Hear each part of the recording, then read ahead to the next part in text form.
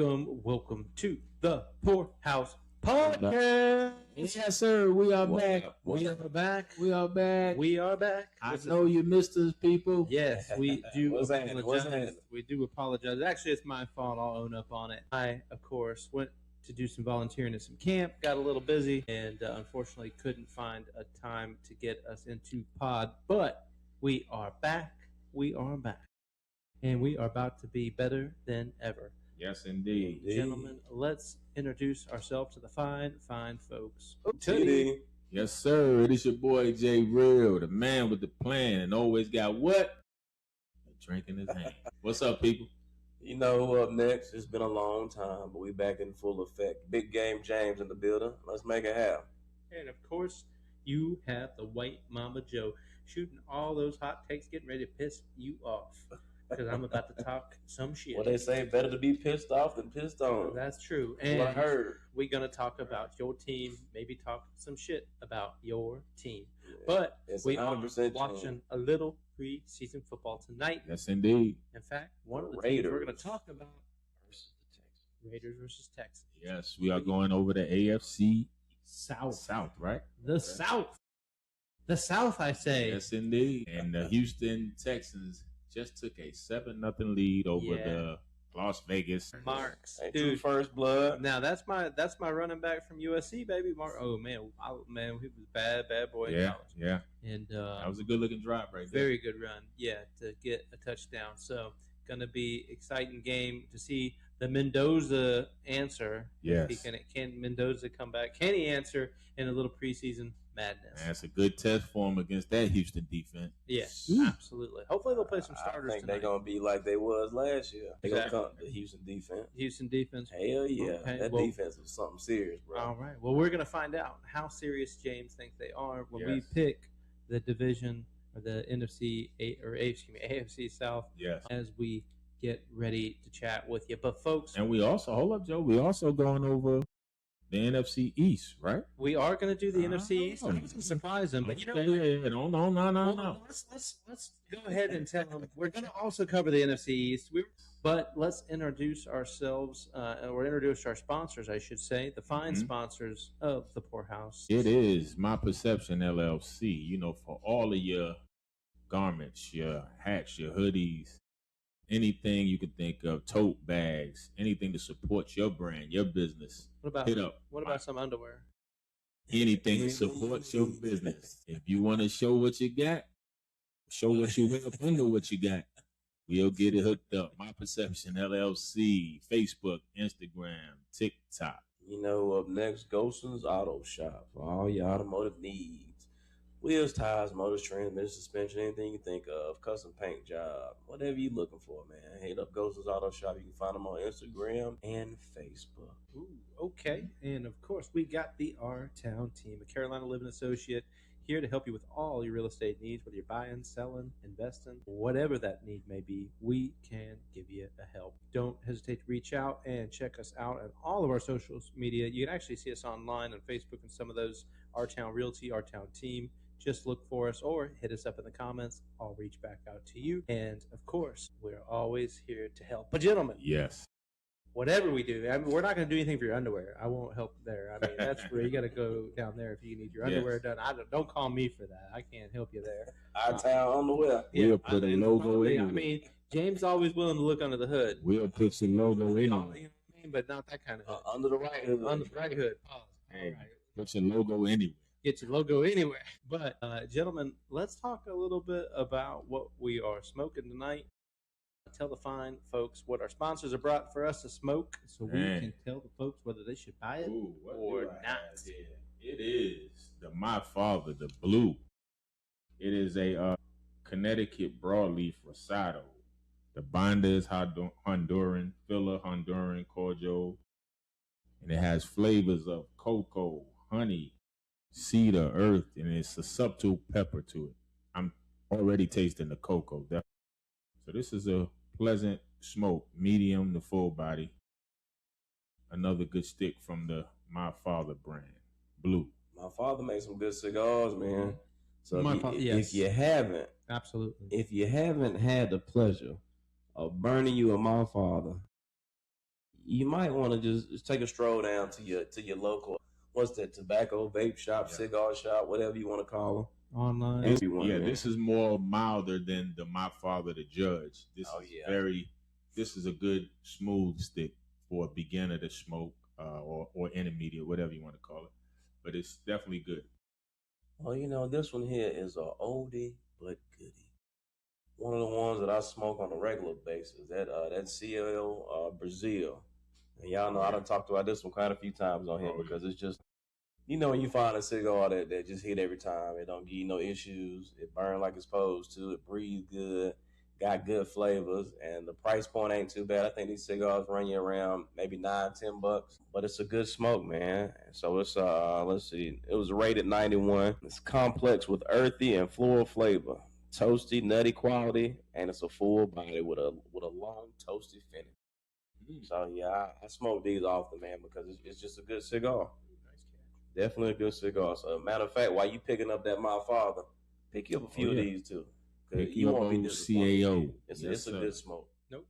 Very nice. Well, I am smoking for the first time this Cohiba. It's called the Cohiba Rubicon. Yeah, I seen that orange label over there. I hadn't seen that before. So this was actually picked up by my wife. Thank you, ma'am. Love you, baby. If you're watching the show forever, 10 years. I just realized we're gonna be married 10 years. Not this year, but next. So I didn't realize like that. I was starting to count, and I said, "Oh my God, what happened?" So, but my fine wife got me this fine Cohiba Rubicon. The Rubicon looks like it's actually quite a few blends of Ecuador and Havana but it does have like a U.S. bonder. But apparently they make it in Honduras. But it's kind of a medium body smoke. It says it's got some toasted marshmallow notes. I haven't gotten there yet, but I think I'm kind of at the very beginning, which has got more of that herbal, maybe some of that sour cherry. I think I've got more of that so far, but I am looking forward to hopefully get some of that marshmallow because I do love a good marshmallow. Good marshmallow. A marshmallow. But what are we also blending here, Reg, with these cigars? What are we sipping on? Ooh, Texans defense. Mendoza gonna stop. Nah, he's gonna have. You can't get it. He's going to the crib. But it look like a quarterback right there. What we just talking about a second ago? That Texas defense. Get you telling you. And this is the thing about it. These are people playing for jobs. Yeah. So mind you, the real defense is gonna be way better than this. Yeah, Mendoza stared that one down too much. My man just was waiting on him to throw it. I think people don't realize how hard in the NFL though is the middle of the defense. I think that's where quarterbacks struggle. He's staring too much. Yeah, when you throw into the middle of the defense, these defenses can make it so messy in the middle. They can make you pay, and they just do. Right. That boy trying to get him a job. That boy got him a pick six, you man. better believe it. You better got him a pick six. Yeah, Joe, definitely drinking the Buffalo Trace. Now, this is my third time maybe drinking Buffalo Trace. It's not been on my flavor palette for myself, but so far so good. It has a nice taste to it. Yeah. Not strong, a smooth finish. I don't know. What's the proof on Buffalo Trace, man? Like 90 something, 92, 93. Yeah, it almost reminds me, a little, because I know it's not high proof. I can taste that, but It reminds me a little bit, just a hint of like drinking Monkey Shoulder. Okay. Well, Monkey Shoulder Scotch blend though. Yeah, but it just reminds me of that. Now I'm not saying it, but when I drink this, maybe just because it's light, it's not that heavy. I gotcha. Yeah, the Buffalo good Trace, taste. It's a weeded bourbon. The Buffalo Trace distillery is obviously world famous, really popular. They come up with pretty much every like high end, hard to find bourbon. But Buffalo Trace is the easier to find version of the. Mm-hmm. Well, it is easy in most markets now. It is easy to find Buffalo Trace. So, but yeah, I always enjoyed Buffalo Trace before it was popular. It was just I kind of understood why it got popular, but it was just really crappy when you couldn't get it for it. And now I've got more than I could probably shake a stick at. I've got all the Buffalo Trace you can handle. So if you need a shot of Buffalo Trace, come on down to the poorhouse. If you can't find it, especially. So it's definitely good. Yeah, Buffalo Trace is good, but as a daily drinker, it's something you could drink on the daily. It's not going to break your wallet. It's not too bold that you're going to have to be like a bourbon connoisseur. Right. I think it's a good mixing bourbon / good enough to drink straight. So you're not going to beat somebody up for Yes, potentially indeed. putting it in a cocktail of some sort. Cheers. So cheers To the poor- down Cheers. there. I'm back. To the poorhouse. Yes, sir. And we're also drinking some of this Haka. Can't even pronounce it. Hakar. I don't know. It's German. If you're German, Four. I don't know. I'm gonna It's Oktoberfest. sure. Marzen. Original filthy. Yes, and it's supposedly. I was like, hey, I keep seeing it because obviously Oktoberfest coming around the corner. Seeing a lot of beers popping up on the market right now. So especially the Oktoberfest, Mektoberfest, all those. Yes. One of my favorites. That time of the year is when they come up with these Oktoberfest beers and stuff. But this one's pretty good. It's interesting. It's pretty good. It almost reminds me of it's of course it's a Weiss, like that has a Weissen feel to it, taste wise. Okay. Yeah. It's definitely good. Yeah, it's good. It's not. It's actually sometimes they get really dark and like really rich. Oh yeah. This one isn't that to me. It's easy to drink. I wouldn't say I could drink a lot of them. Yeah, most of your Hefe Weissens are the darker, real heavy. It takes about Hefeweizen. Hefe Most Weissen. them. Yes, it is Yeah. German. It is imported It's a from German- Germany. it's a German beer. The Germans. It's been 2 years over there, so I know I've drank He drank a lot plenty of those beers. of those. He might have drank some of these and don't even remember it. Yeah, I probably did. You right. I probably He's did. like, man, he was drinking this for like a year, Yes. but he can't remember it. I said, what happened that year? A long night. Yeah. It was a very long. Mm. But Shout out to Germany, though. I absolutely. enjoyed myself. Can't wait. I want to go to Germany one day. That's it's on my bucket I list. got Italy on my bucket list, man. Man, I got it all. I got every country on my bucket list, just Except about, the- except for the Ivory ones that Coast. wouldn't come back. I'm gonna get over there. The Ivory Coast. Oh, Get over there. Yeah, let's go. Yeah, their architecture is beautiful over there. Oh, I'm gonna get there. Yeah, we're definitely gonna get there. Maybe we'll do a Poorhouse podcast. I'm with it. We can do it from all over the world. Man, look, they still get defense. Tackle for a loss, man. Go ahead and get They Mendoza come- out of there. Yeah. this If season, y'all are defense. tuned in and watching this game, You see it Texans starting to act up right Yeah, now. Texans And defense. these are people playing for jobs and they're acting up already. Mhm. And he got busted in the eye. He said, ooh, Those Max ready to Crosby get- said, he got the competition. He ready to get back out there. Yep, true that. Mendoza won't start though. No, well, they're Mendoza's starting already Kirk, the Kirk starter. Cousy. Yeah, they already They named gonna him. start- But matter of fact, hold on, before you say that, that's what's gonna bring me to what I was talking to y'all about a while back. And I told y'all as Deshaun Watson was gonna be that damn starter. I don't give a damn what nobody say. Yeah. Deshaun Watson healthy. But have they, because I know they've been splitting all kind of reps. Yeah, he getting majority of the Oh, yeah. first team reps right now. because But at the end of the day, it's no way you paying that man 40 plus million and you gonna let that man just sit over there on the bench and twiddle his thumbs. Ain't no way. look, Trying to trade it all there. right, since we open in the door, James, Just I saying. just want to bring it out. I'm gonna talk about it. I'm gonna talk about the elephant in the room, the Sanders in the room. Shador. We talked about Shador, and everybody was like, how could he go that far? And now my man can't even start over Deshaun Watson. I don't think that's the issue though, bro. So you think he's playing better than Deshaun Watson in training camp? He's outperforming I think that he's And He they was want struggling. him He was because struggling this he's training making camp a some. little bit. That's what I've heard. I He's think when I saw the stats for the game, his numbers weren't bad. He had a one pick, and your man he had a better game than he did, absolutely. But you talking about a veteran quarterback versus a second year player Oh, well, yeah. who didn't get no reps last year. That's why That's like he that. got some starts. He's a Pro Bowler. Yeah, come on, Joe, man. I mean, I get it. He's a Pro Bowler, James. You talking about putting still a kid now in his second year up against Deshaun Watson, who was arguably one of the best quarterbacks we've seen when he was playing. Well, I mean, when he played in Houston, Absolutely. before he was we gonna see what happens, but they giving them all the reps for a reason. So Man, I think each one of them reps. So man, listen, if Shador outplayed him for the rest of the preseason, they still gonna start Deshaun Watson because there's no way you gonna let that money sit, bro. no, And ain't nobody gonna pick up that contract. I disagree because I feel like they know Put something on it. They Put just something trying to. on it. He just trying to. If he outperforms, if Shador outperformed them the rest of the preseason, they would. Deshaun Watson still gonna start the game. They need hope, James. They need a young dude. I think they are begging to have a young quarterback. I'm trying to see what's gonna happen though, because it just like the one that was talking shit is it Dylan Gabriel. What's his name? Oh yeah. He's still out there looking like straight stir fry.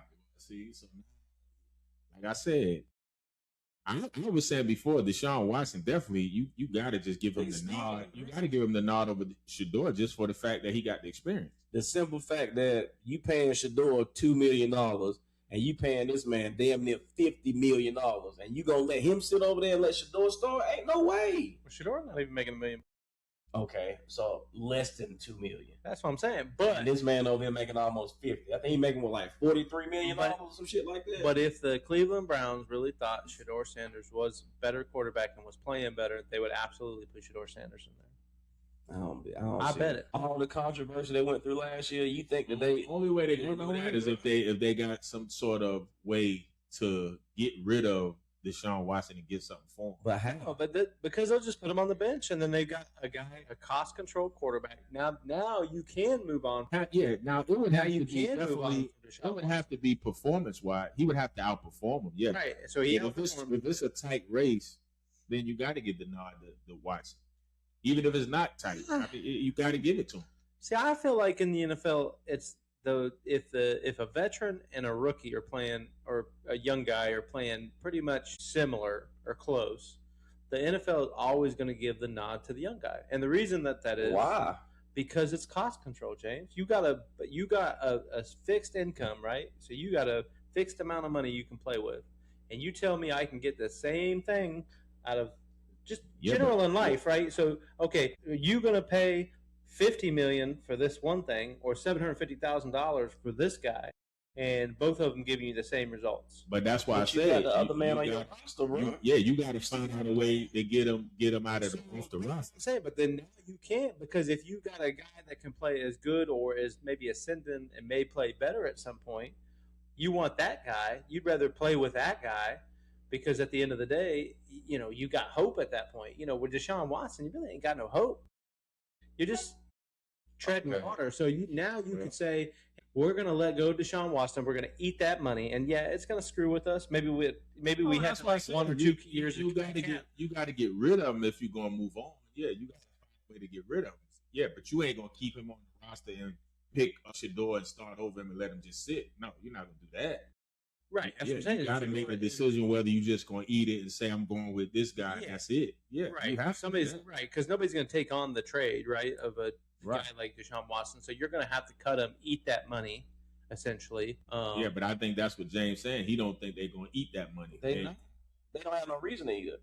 I'm saying, but if Shador Sanders is playing as good as... If Shador Sanders is playing great, say he comes out and he throw fucking 50 passes and he hit all 50 of them and get 50 touchdowns, you cut Deshaun Watson and eat that money for what reason?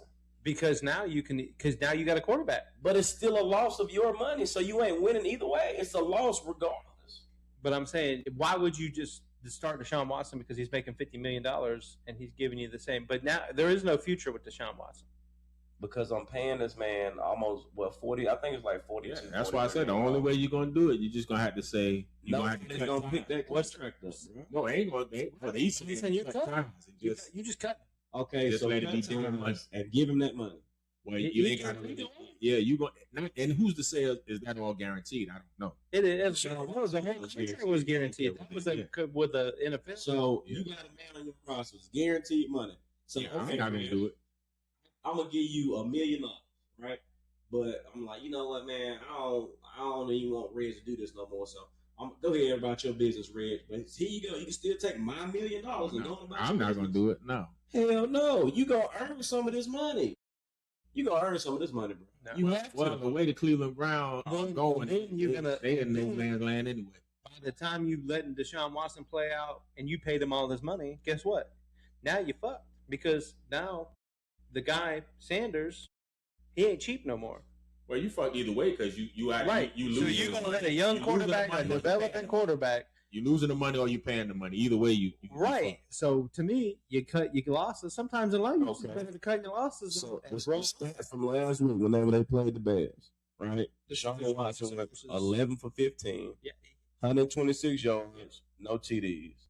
Shedeur Sanders went 6 for 11, 79 yards, no TDs, and he had one interception. Dylan Gabriel went 5 for 8 for 23 yards, one interception, and he got sacked twice. Right, but what I'm saying too is that Shedeur Sanders isn't as good as Deshaun Watson right now. But why would you expect him to be? Well, James, That's like, okay, he was James. We're talking about the Caleb Wilson. Caleb Wilson, this year, right, against LeBron, and he in there for a year, and we say, well, why wouldn't I put Caleb Wilson over LeBron? He's younger.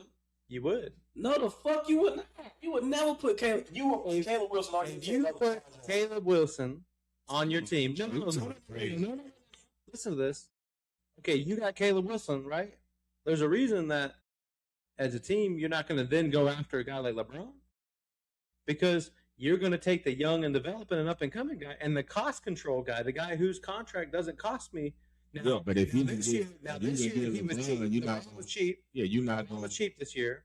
If you got a chance to get LeBron over Caleb Wilson, you saying you ain't gonna take LeBron? No, I'm not anymore. Not at 41. I'm not. So, but not Deshaun Watson is not. He's never been a bad quarterback. He just hadn't played because of all the shit that was happening off the field, and then he had an injury. He was terrible. Even when he played, Deshaun Watson wasn't terrible. But he was coming off a major injury. In all of his seasons in Cleveland, he is pretty much so. He ain't really played in Cleveland, right? Because he's either been suspended, hurt, or sucked. Been suspended. Going through legal battles. When he played the Cowboys, when he got hurt, he tore his ACL, whatever he did. He ain't played. He ain't been good. But then when you go back he wasn't good. In Cleveland, he didn't even have a chance to be good, really. He wasn't. He had, and the games he played, he wasn't good. I'm not saying he didn't have a game or two here and there, but when he played, for the most part, you were like, oh yeah, something's going on with him, mentally, physically, something. Yeah. Now, when he was in Houston, he was like that. But he was like that. We've taken off. I don't know why are we talking about the Cleveland Browns? Yeah, well, it's like, what do we want to talk about? Depressing shit. You said the door was open, so you went. You just look. We just took off in there. Now we got folks depressed. All the Cleveland Browns on here. How we can go along with the AFC South and continue on who's going to win this division. Terrible. Right? 2017 was his rookie year. He threw for 19 touchdowns. Yeah, in Houston. 2018, he threw for 26 touchdowns, 4,000 yards. 2019, he threw for 26 yards, 4,000 yards. 2020, he threw for 33 touchdowns, almost 5,000 yards. This man had 33 touchdowns and 7 interceptions and threw for 5,000 yards. Okay, but what was the last year you just named there? That was 2020 in Houston. What year is this? I get what you're saying, Joe, but he ain't played no game. 2026, James. Okay, in 22, Hey, you know who was really good in 2020? Give us a shit. He ain't good in 2026, bro. Joe, the man ain't played no games. He ain't play. He gonna prove it to y'all. James, are you the defender of all things Cleveland quarterback? The defender. Deshaun.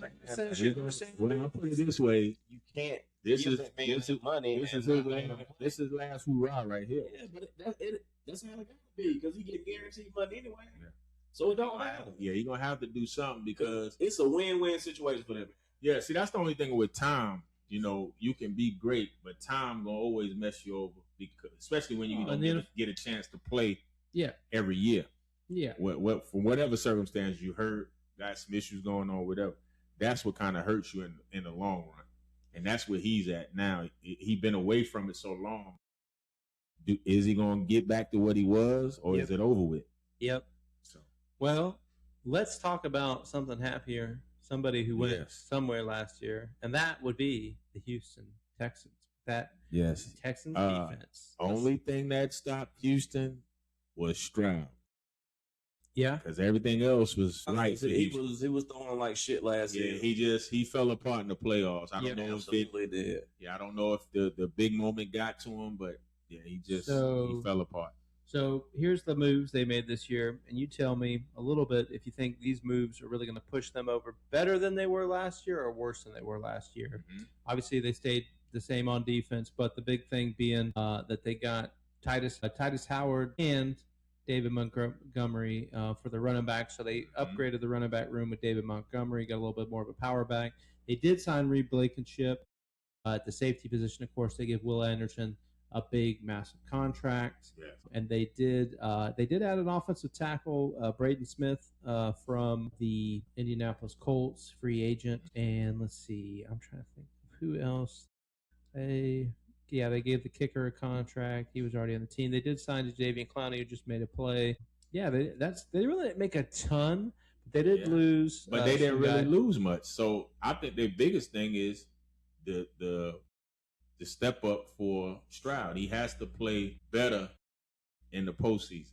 Yeah, with that defense, you can pretty much put them in the postseason. But that's why I feel like with the they got rid of Titus Howard. I'd say they traded for him. They traded Titus Howard for David Montgomery. Right. But now with the running game, are they thinking, hey, we need to rely less on our quarterback, C.J. Stroud?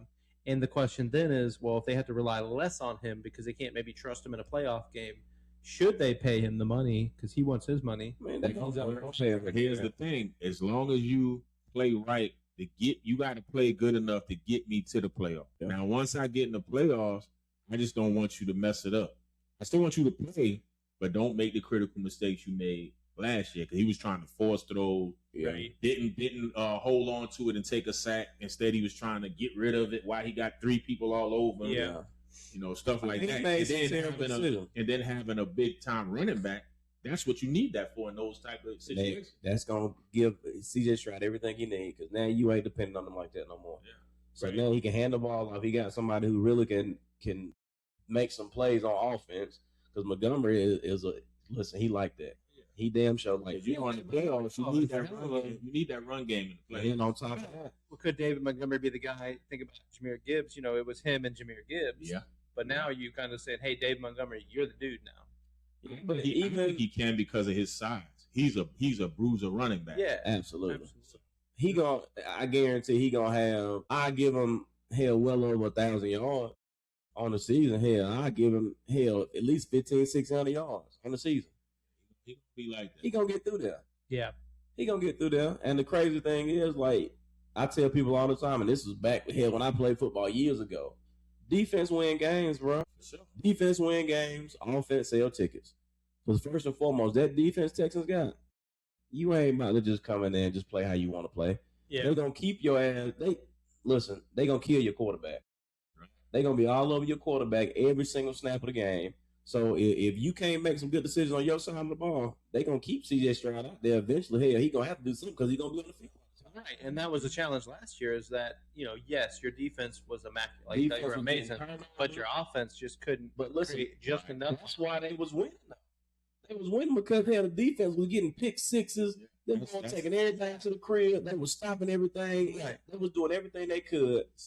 Crunch time is when they needed. If they would have had a quarterback, and I'm not saying C.J. Stroud not a good quarterback, but if they would have had somebody who was decisive and could have made a couple of throws in those situations, the sky was the limit for them boys. But everybody had a good defense when it came to the last. Prime example is like this score here, and I know it's preseason, but they up 17-9. For them all year, that's probably they can win on just with them 17 points. Because guess what? They're not giving up no points on defense. So in the playoffs, that 17-point lead seems like a 30-point lead because once you slow the game down and then you run in the ball and you can't score and you can sustain long drives, your defense gets refreshed. That's my philosophy when I play man. If you can't score me, you can't beat me. Yeah. So your defense has to be certified. So if you can't score on my defense, bro, how you gonna win the game? No, absolutely. My defense getting pick sixes and taking that bitch to the crib. My offense ain't even got to put no points up. My defense until you get the playoffs. I get it because now you playing top. Everything slows down in the playoffs because you ain't gonna get all them big explosive plays. Yeah. You'll get one or two because everybody in the let's say because then you play in the Denver Broncos, then you play in the cold weather. Yeah, or then you play in the what do you call it, New England Patriots. And I just want to say, mind you, right now because we watching this game. They are tearing Mendoza's ass apart right now. Oh, for sure. Well, he's a rookie. You got to tearing that man ass apart right now. Yeah. Just getting a little welcome to the NFL moment. Listen. And see, that's the thing. Because wasn't it who did Houston lose to in the playoffs? Was it Denver? It was Denver, I think. Was it New England? Wasn't it the cold game Whatever was, I mean, it's cold. It was snowing or something like that, wasn't it? No, that was Denver versus Patriots. That's So the cold game. I thought it was cold in that Houston game too, though. It might have been. Yeah, I think they played in a cold. They wouldn't because they play in obviously being Houston, not a cold. Well, maybe not then. I know he was terrible. That somebody defense was. I want to say it might have been the Broncos. You might be right because they might have played there because then it would have played another game in the cold, but that was next week. But they were playing in New England. Well, let's see. That was I think they had to go to New England, right? The New England Patriots eliminated them. Yep. So they got beat by the Patriots and Drake May, obviously. Yeah. Yeah, it was the cold weather. Yeah, and they was getting after them. Yeah. Yeah. So that's the thing with the playoffs. You never know where you're gonna end up playing. So that's why you got to have a strong run game. You might have to put it on the ground, bro. Yeah, you might have to have long drives, drain clock, and it's a low scoring game. Well, too, the question is also you get do you have a wide receiver? Because you look at their wide receiver room. Yeah, and they haven't been healthy. Yeah, they haven't been healthy. Like Nico Collins is good, but I wouldn't say there's like a dude. Nico Collins is the closest thing to a dude they got. Yeah. But is he in right now? I think he's healthy now. So he's coming back from That's why they got the Higgins guy, but then now he out for the season. Yep, and I like Higgins coming out in the NFL, young guy, but he's out for the season. Yep, so. Nico Collins, Tank Dell, Xavier Hutchinson. Tank Dell's pretty good, yeah, and it's gonna be interesting, man. So we'll see what the Texans do this year. Well, who else is in that division? Now let's talk about the Indianapolis Colts. So they was right there. They just fell apart when Daniel Jones went down. Yeah, I mean they were playing really well. They were the surprise team, I would say, last year for the most part. Most people didn't think anything out of. Is Daniel Jones gonna be back? So Daniel Jones re-signed. He signed a contract. But I'm saying he's healthy to play. He should. I think I'm hearing that he's going to play. Did he break something? Yeah, he got hurt mid-season, but I think he's supposed to be back. But he did. I think it was an ACL or something like that. Yeah, but he got plenty of time to recovery. So I think he'll be back in time. He re-signed on a 2-year, $88 million deal. They re-signed Alec Pierce ahead of this kid. So they got Alec Pierce signed. Same thing with them. They tore his Achilles. They lost their receiver. Who's that? Indianapolis. They lost Pittman. He went to the Steelers. Pittman. Pittman. Yep. Pittman went. Pittman left. Yep. And they did sign Arden Key, defensive end. So they signed another defensive end, Michael Clemens, Cam Taylor. Yep, Akeem. So they really didn't add a ton, but they did lose. They got Jonathan Taylor. Well, they traded Pittman for a six round draft pick, and then Zaire Franklin. They sent him to the Green Bay Packers. Right. So Josh Down, Keenan Allen, and Alec Pierce. Yeah. For the receivers. And their defense is solid, man. So I still think their defense is going to be good. Their defense was great last year too. I still think if they can bounce back from what they did last year, they'll be right back in the mix. I think they take a little step back. I just think Houston is the dominant team right now. I think they'll win it again. And who else? What's the 4 teams in that division? Is it Houston? You got the Indianapolis. Sorry, I know this. I've got the answer to this question. Is it the Chargers? It's not the Chargers. It's the Titans. The Titans got still the young rookie quarterback. Cameron Ward, and they just welcome back my man AJ Brown. Was in the Titans, right? Yeah, he's there with he's with Philly. Yeah, they got AJ Brown. Yeah. No, excuse me, I lied. No, he went to New England. What am I saying? Yeah, that's right. He went to. Sorry, I lied. Folks. He went back to. Don't listen to what I'm saying. He went back to his old coach. Too much. That used to be with Tennessee. It used to be when he was in Tennessee. Yep. So, but the Tennessee Titans really didn't make any moves. I don't think that would make. Oh, and then they got Jacksonville. That's the other team. So it's Jacksonville, Tennessee, Indianapolis, Houston. And then Houston. Jacksonville would be the other team. Brian Daboll obviously hired Robert Saleh. They had the new coach, and so the big coaching swing with Robert Saleh, Brian Daboll, and Gus Bradley. I think Tennessee problem is they'll be good defensively. Just don't. Cam Ward has been struggling, so I don't know what he's going to do in the regular season. But he's been struggling in the preseason and stuff like that.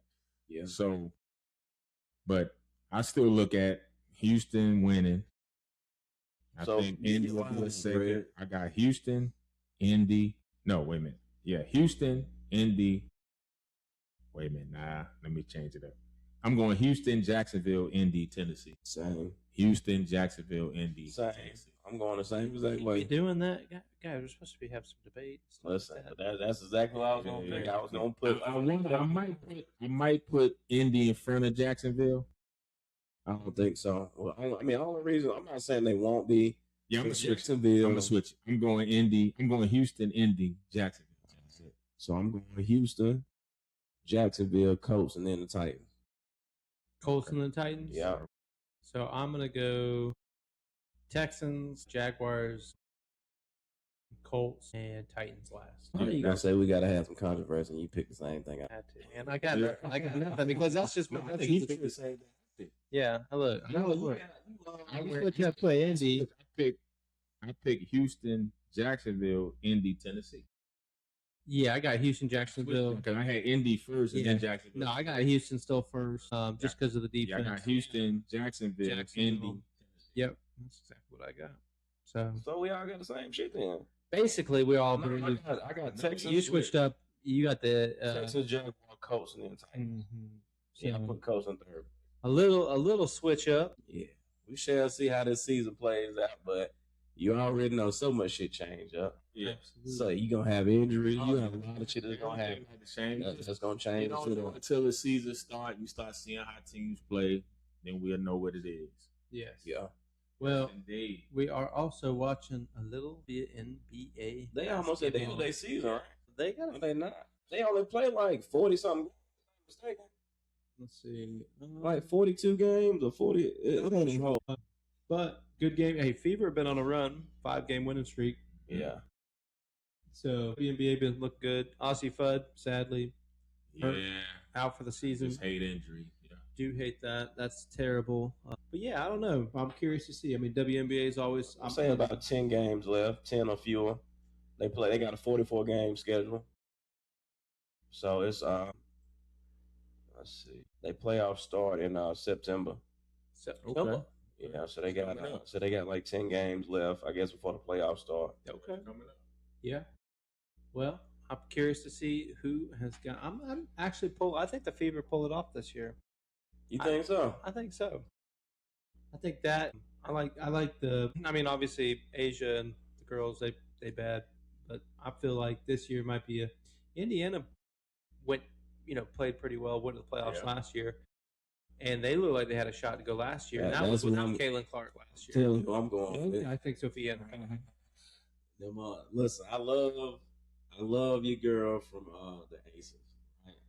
Asia Wilson. Oh yeah, Asia. But them Minnesota Lynx.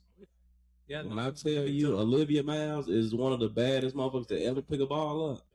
When I say she go crazy, drop down, shoot the lights out, that squad they got down there, they official. Beat Asia.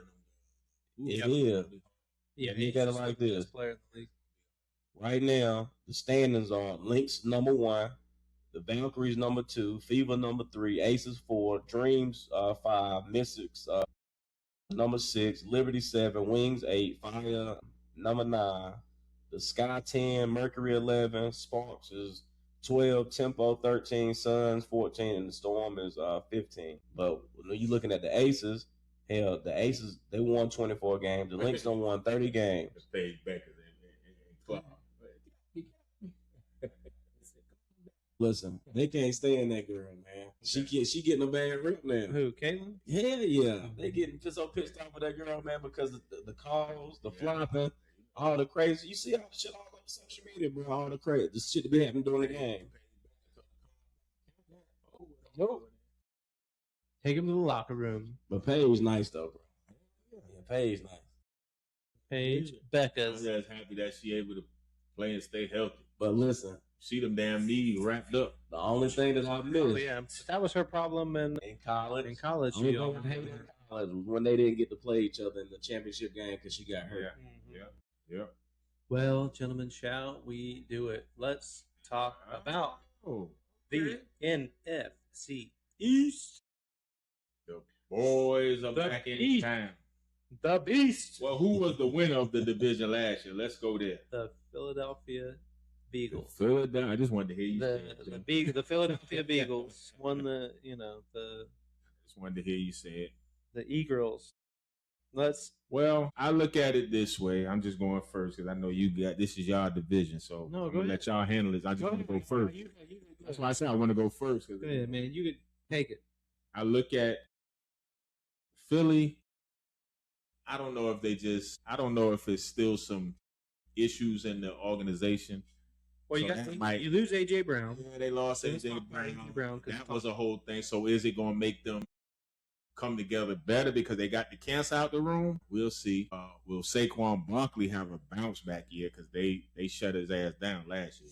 But it's always going to happen like that. The whole league was on notice for him last year. Yeah, because your whole game plan is playing around stopping Saquon. You're not going to let Saquon get off on you, bro. On top of that, will Jalen Hurts relax now since A.J. Brown really play to his liking? Because he kind of failed a little bit. I think he's still going to play the same way. I mean, because that's just his style of play, man. But I think they had a lot going on amongst each other. So I think the whole chemistry of the team was just messed up late in the year last year. So. And I don't know I don't know how much of that really was on A.J. Brown. I think A.J. Brown. Yeah, I'm not saying it's right. Yeah, it could be. I think he wanted to be traded, and I think Hurts is what limits that offense in a sense. Now, I'm not saying that he's efficient and he's not a bad quarterback, right? Like I know a lot of people say he's a bad quarterback, but I think he's just limited in what he can do. Right. He's really good at what he can do. Like he's really good runner. He's a really, certain throws, he's going to make those all day. So but there's some runs he's just not going to do, and there's certain things you're not going to have to worry about playing Jalen Hurts. But do you think Hurts calling the plays? No. But I just think they had a lot of friction overall with the whole team. There was a story, right? I just think that's what it was. Yeah, and there was a story, right? And this guy, and this is just me, like somebody who heard some stuff who I am now repeating. So now it's third party, right? So I'm like third party of a second party who heard some stuff. You ever played the game telephone? Yeah, telephone, right? So I'm just going to tell. So essentially, what he got the gist of is that the coordinator wanted to do more on the offense. He wanted to open up and add some things to the playbook. And Jalen Hurts refused, in a sense, because he just wasn't comfortable with what they were going to add to the playbook because he felt it wasn't things that he's good at. So the problem is in the NFL, and we all know this, if you're a good quarterback at some good things, teams are going to figure out what you're good at. Oh, for sure. And then they're going to figure out what they can do to stop it.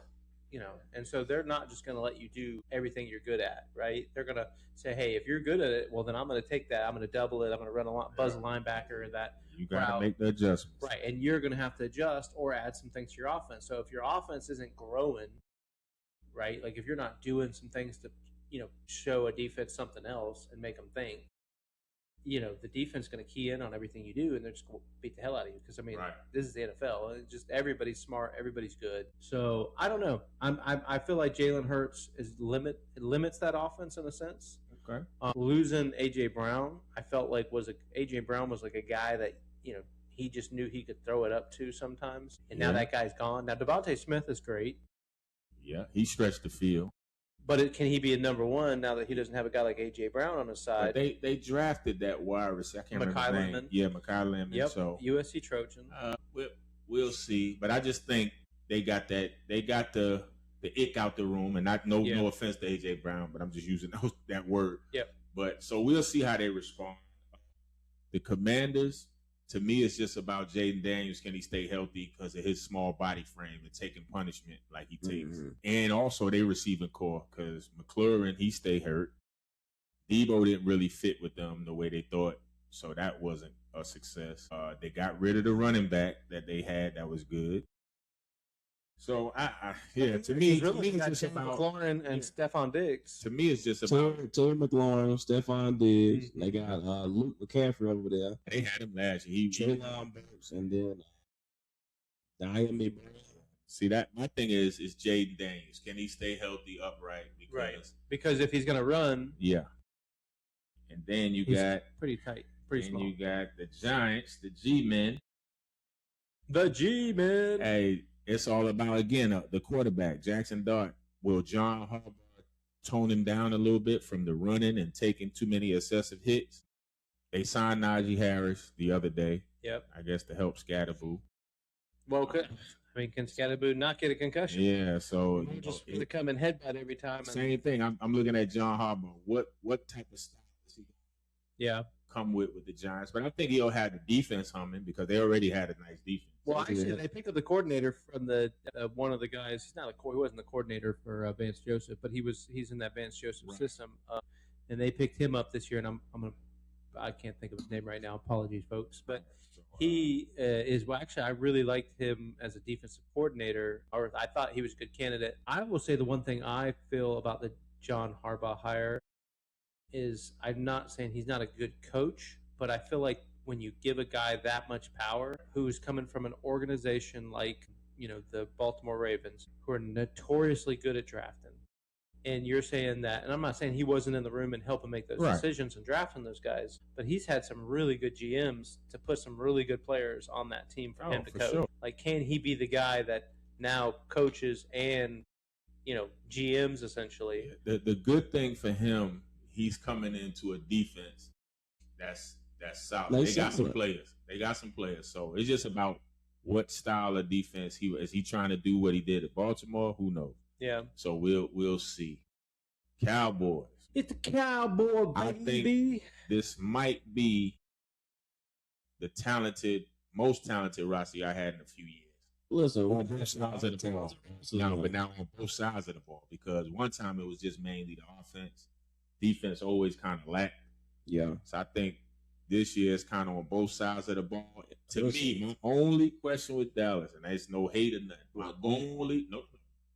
It's my only question with Dallas is, yes, the defense got players, but how do they respond when the season starts to this new coordinator? And how does he respond when teams get a whiff of what you're trying to do? Do you have the adjustments in place? Because he's coming from the Big Fangio tree, so he should be good. But that's the only thing. Other than that, I think y'all should be solid. I think y'all should be real solid, because offense, you ain't worrying about that. That's going to be there. Mm-hmm. But it's just on that defensive side, will that coordinator be able to bring that consistently? Because once teams figure out what you're doing as the season goes, they going to make changes. Teams going to make changes.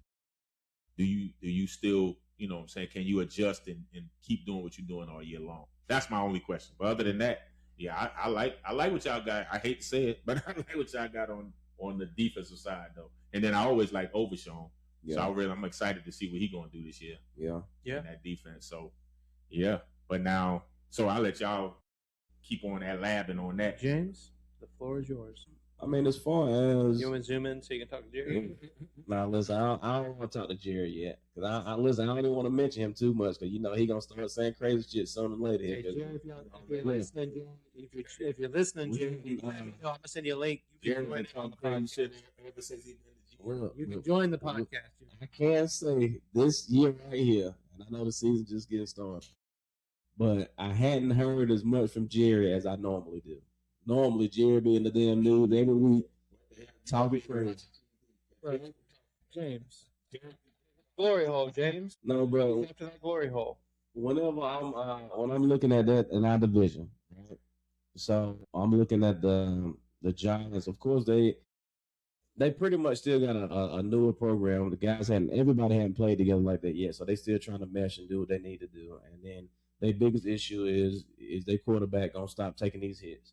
Is he going to understand that, no, I can't take these hits. I can't run through everybody. I might have to, step out of bounds, or I might have to lay down and not take the sack and take all these direct hits. So he'll stay healthy throughout the year. And then your man coming back from an injury, Neighbors. Yeah. Coming back from an injury. He may not play his first game. I mean, it sounds like he might, but it's kind of still, I think it's still up in the air. So we got to see how he going to play. And then Scatterboo coming back from a big injury. So we just got to see if they're going to mesh and if them boys going to be able to stay healthy and stay on the field.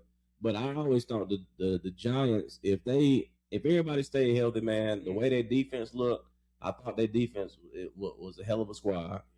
And then if they offense can put up big numbers, they're going to be a hard team to beat. Yeah. I think so. And then when it comes to Philly, I think Philly better than a lot of people going to give them credit for. But when it comes to Hurts and then when it comes to Saquon is good, man. Saquon's still gonna open it up. He's still gonna be able to put pressure on your defense, because you scared to death that he gonna run all over you. So you have to plan for him. You can't just go out there and not plan for Saquon and think that he's not going to tear you apart if you don't put no. Hell, you damn, they got a triple team the man to keep him in the backfield. Sure. But whenever I'm looking in that division, the Commanders, I'm not saying I'm not worried about the Commanders, but they still got a lot of growing to do, man. And so when I'm looking in this division, and this ain't being biased because I'm a Cowboys fan at all, I feel like this is going to be one of the best season Cowboys I had in a long time. If everybody stay healthy and the people that we got in that squad right now, if they contribute the way we think they're going to contribute, then I think that we're going to be number one in that division. So I'm going to put us number one. I'm going to put Philly. I'm going to put us number one. Philly, Giants, and Commanders. No, I'm lying. I'm going to put us number one. I'm going to put Giants number two. I'm going to put Philly third. And then I'm going to put Commanders in fourth spot. Oh, yeah. Oh, shit. I ain't even pick who I said I was going to win. I passed. Yeah. I mean, who? Division winner? Y'all division is always, every year, it's a tight-ass race. You never know. But I do think, like I said, I'm agreeing with you. With what y'all got, I don't see how y'all can't win this division. So, especially if everybody stay healthy. I look at y'all winning the division. Now, I'm going to still put Philly riding your coattail now because it could come down to either one of you guys. Giants third, and then I think Washington will be last. I just don't see Washington just don't have it on defense to really compete. Shit, on offense. I'm giving the offense just because Jaden Daniels, so he can make shit happen, but he's defensively, man. They lost some players. I just don't see it defensively for them to even compete against y'all in the division. So that's why I put them last. Yeah, it's tough to pick that final two because I'm with you, Reggie. I think Cowboys win the division. Eagles is going to be, their defense is still really solid. Their offense may take a step back, but I still even thinking about them. Then you talk about, okay, well, you got the Giants and you've got the obviously Commanders, and there's just so much uncertainty with both sides because the quarterbacks can get hurt either way. Jaden, can get hurt. What injury Jaden coming back from? I think it was a. I don't know. He had a couple of injuries. Yeah, I think he was fighting a couple of different injuries. I think was it ribs one time? Yeah, he had multiple, and then I think at the end he had something maybe like an elbow or something that really. He had dislocated the elbow. Yeah, dislocated. I think his elbow or something like that was pretty. Like it kept just like kind of he'd get back and then They say he's currently healthy, not dealing with any active injuries. Yeah, so he's healthy now. What I'm saying, but yeah, patella. Yep. And a bone bruise. Yes. It's his frame. And he had a fractured hand. And then 23 had a fracture. And 26 he had the left knee issue. Yeah. And I know he had some shit with his ribs or some shit. His ribs. It's been a lot of shoulders. Elbow. That's what he had. Ribs and elbow. It's the elbow. Yeah. A lot of stuff been going on. Yeah. So, and that's why if I think about it, I'm probably going to pick the Commanders to be third and probably the Giants to go in last place this year. The only reason why I wouldn't put Giants last is just for the coach. I just can't. I got to respect Harbaugh enough to make them a little better. I don't see him being last. I don't know, man. At first year, Harbaugh just getting there. Yeah. And it's not even just about Harbaugh. You got a quarterback who has already having concussion problems, and he's young. I was wrong. Takes a lot of hits. I was wrong. That was Jay McDaniel. Jay Daniels had the elbow. He had dislocated. He had a hamstring strain. He had a left knee sprain, and he had a rib injury. So he broke his ribs. He had the knee sprain, and he had a hamstring issue. Yeah. So I think if Jaden Daniels they stay healthy. That's how I look at. I look at the Redskins being last. I'm not gonna put the Giants last. Yeah. Just because they got a better defense than the Commanders. So I think Giants defense will keep them in games. Now, I'm not going to say they're going to win those games. Well, see, the Giants' front seven is pretty solid. The Giants' back end is not that good. That's where I feel like their secondary is still pretty weak. Yeah. And the Giants, it's great. You got a great front four. But but you know what they did? But they let Dexter Lawrence go. Yeah, they let big sexy Dexter go. They let Dexter Lawrence go, so that's a potential problem there too. Because those other guys are great. Who's the big dog in the middle? Dexter Lawrence, who's going to really open it up for those guys. It's gonna be interesting though. But I look, And speaking of, because he mentioned his name, but speaking of that, I do think though, come playoff time, I think y'all will be in the playoffs. It's what he does in the playoffs that's going to set him apart as far as going forward. You got to take the team somewhere. Well, this is the year he has to take the team. But let's think about, because I mean, last year he would have taken the team somewhere. Oh, for sure, right? Yeah, like I mean, but the offense was the defense was so bad. That's my point. Okay, so bad. That's the only reason why I'm saying it. So now you got that out there. That elephant is no more. Well, the defense is better. Now we don't know. But yeah, we got to see. Right. That's why I was saying with the defensive coordinator, I just want to, because he's young, he coming into something new. And then you on Dallas, so there's some pressure, even though you don't want to admit it, but you got some pressure because of what you were last year. You always got pressure when you play. That's That's what I'm saying. I mean, look. But he got all that pressure because of what the defense was last year. Right. But I'm saying, here's how it's kind of double. You get, and there's no quarterback position in the NFL that has more pressure on it than the Dallas Cowboys. Yes. If you're a quarterback for the Dallas Cowboys, you have more pressure on your shoulders than any other quarterback. Oh, yeah, but I'm not talking about pressure on him for that reason. I was talking about the coordinator having pressure on him. Right, and then the coordinator coming back and says, hey, we got to fix the defense. Everybody brought me in. Yes. Now, everybody who knows Christian Parker will tell you this is the dude who could do it. Like, I mean, this is a dude. Like, they're like, he could be one of the great defensive minds in the NFL. That's how they talk about Christian Parker. Like, because he's played he come from that Fangio tree, but he also came from the Broncos. He played Green Bay. He in college had some was it A&M, I think maybe. That's the only bad thing about having a coordinator that's good. But you probably gonna get him 1 year. Get offers everywhere. But I will tell you this, and this is where I want to give it to Schottenheimer, Brian Schottenheimer, right? So Brian Schottenheimer, when we hired him, Brian Schottenheimer came in.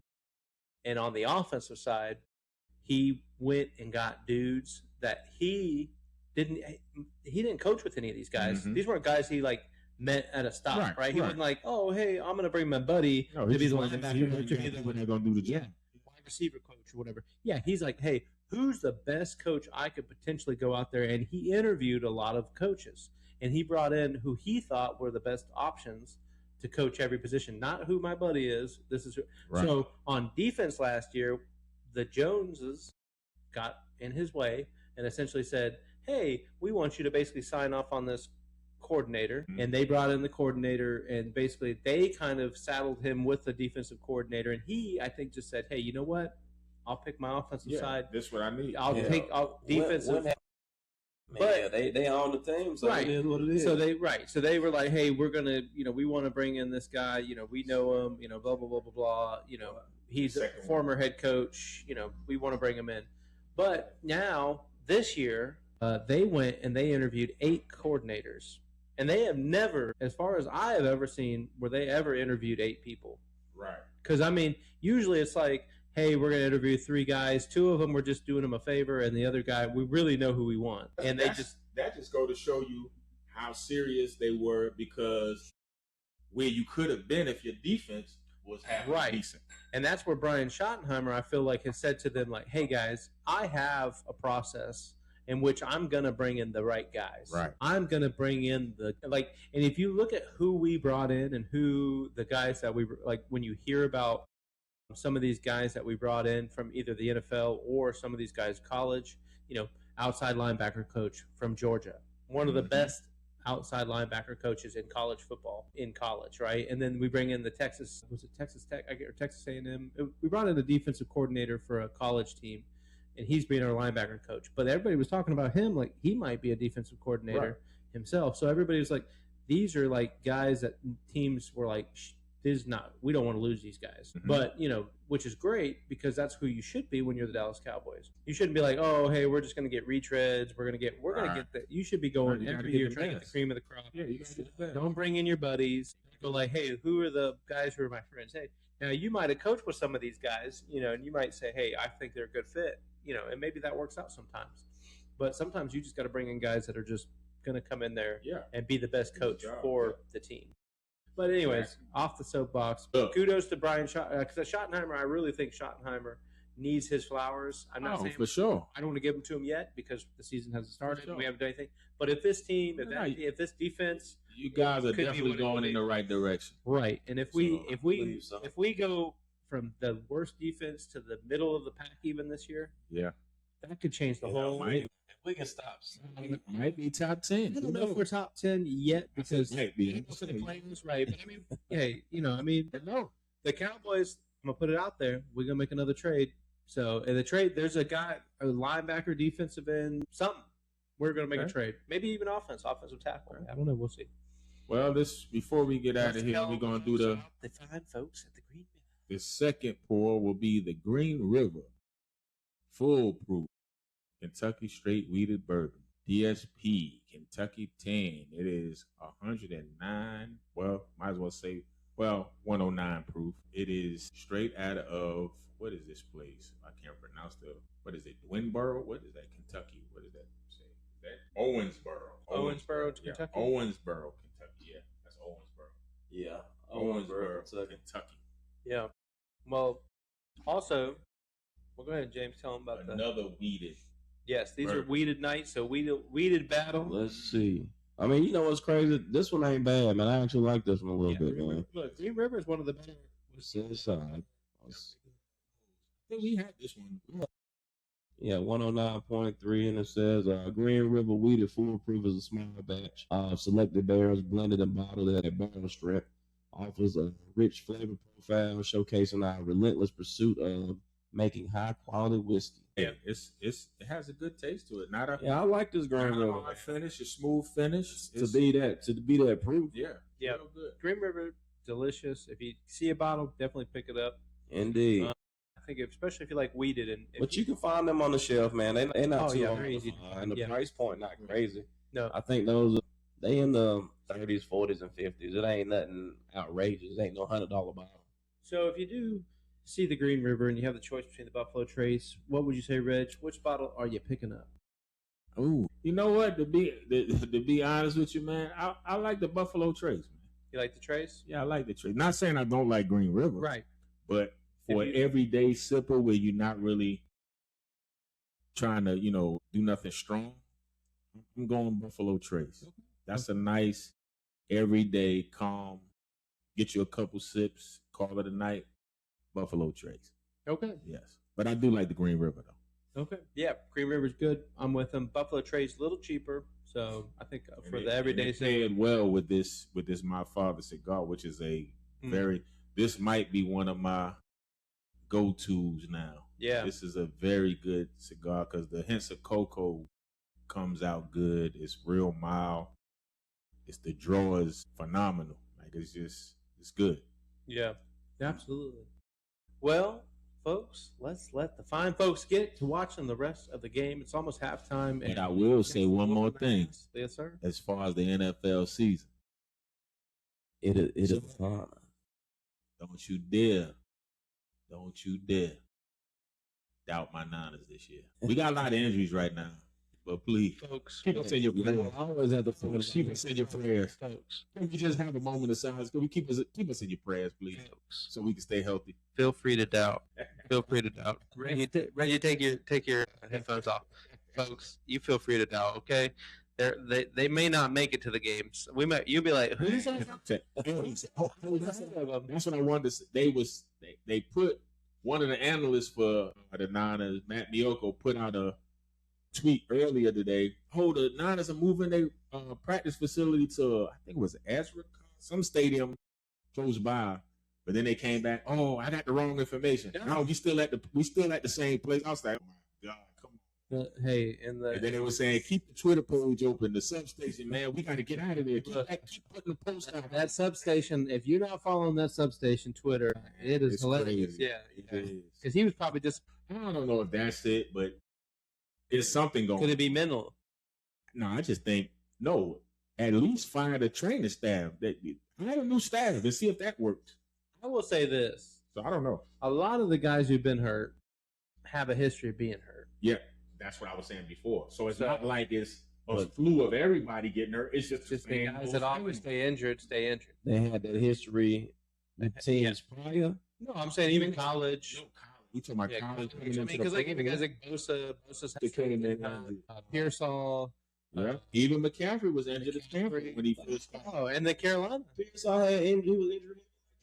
That's why he dropped. He was supposed to be a top 10 pick. Yes, he would have been a top. He probably been at least a first, second round pick. But he was injured. He always hurt. He had some lingering injuries.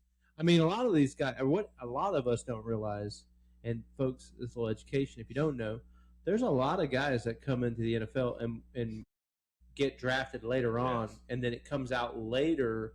You're like, man, this guy's super talented. Why did he go in the fourth round? Yeah. Because he's got like a knee problem or a degenerative problem. I can go way back.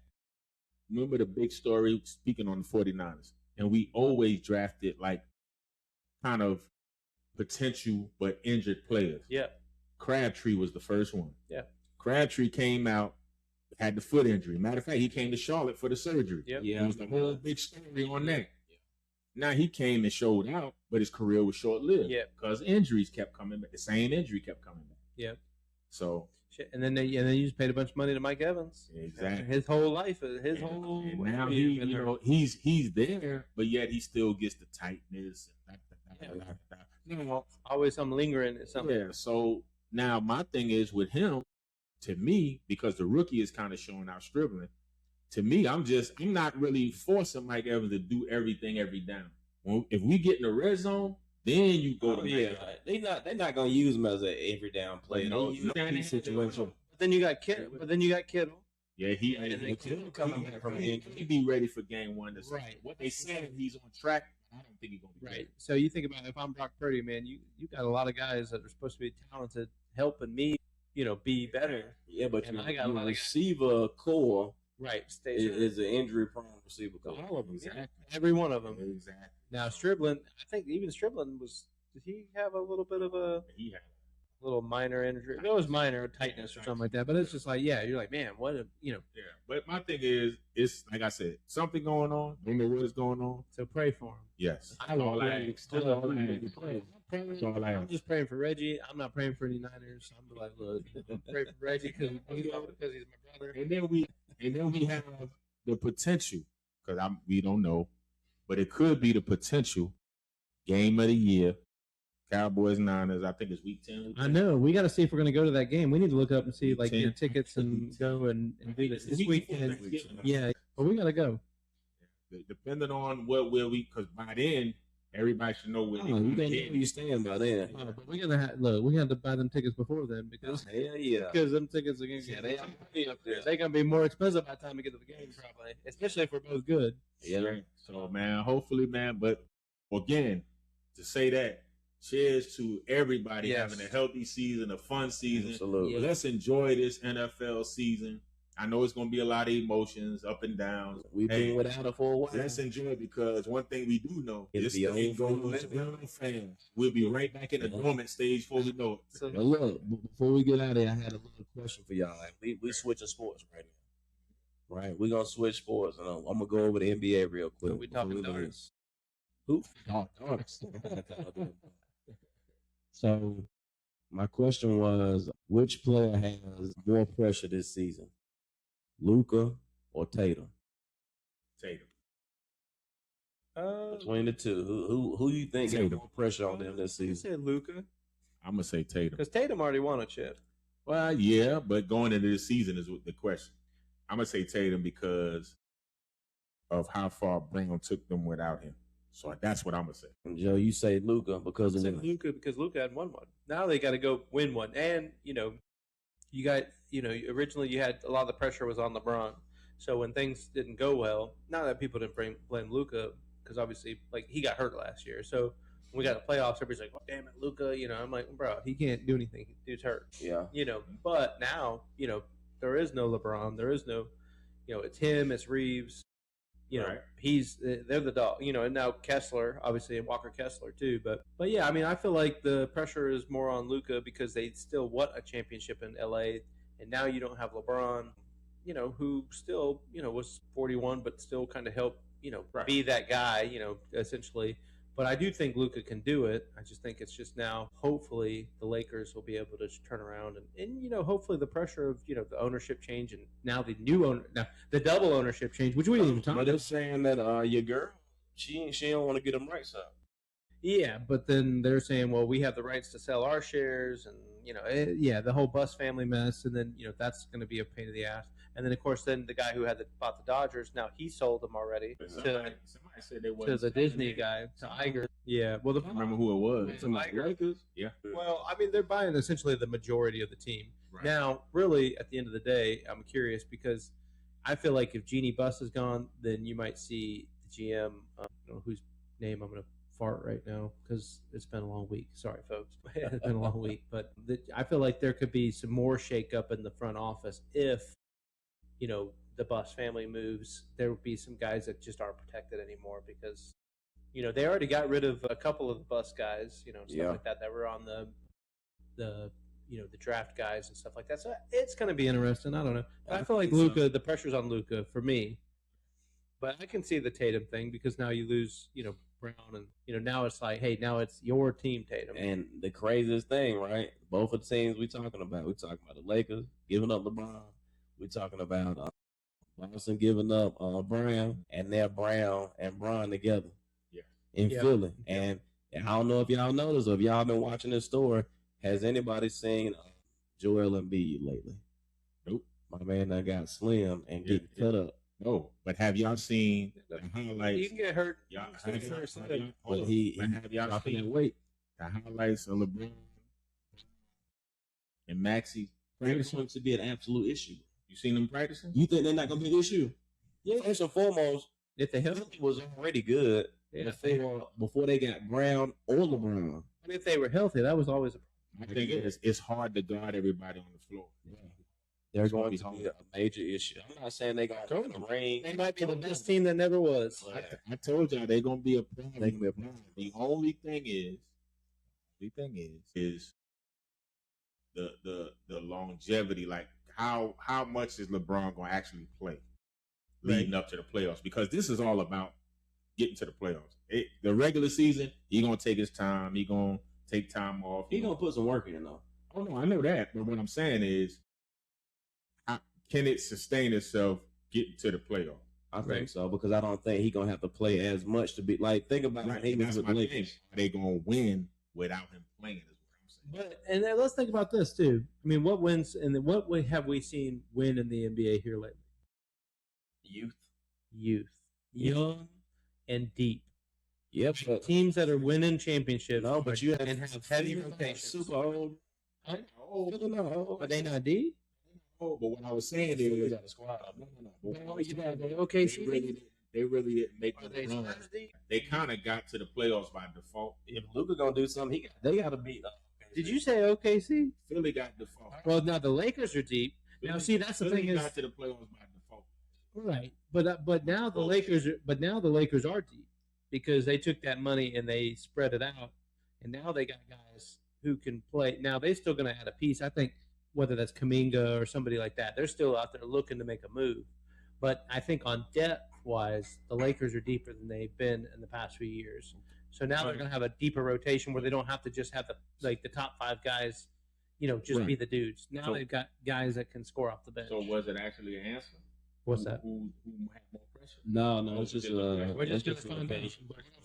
Well, we got a long time because the NBA season is October. Hell, look. It's October? They already got the Christmas game slate out there. So, look, I told people this time going by so fast.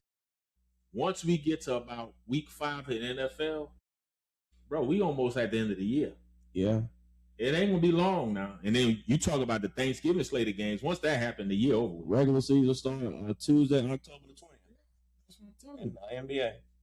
Okay. Man, when Halloween hit, the Halloween holiday hit, the year's gone. And look, and I'm gonna just give y'all the roster real quick for the 76ers currently.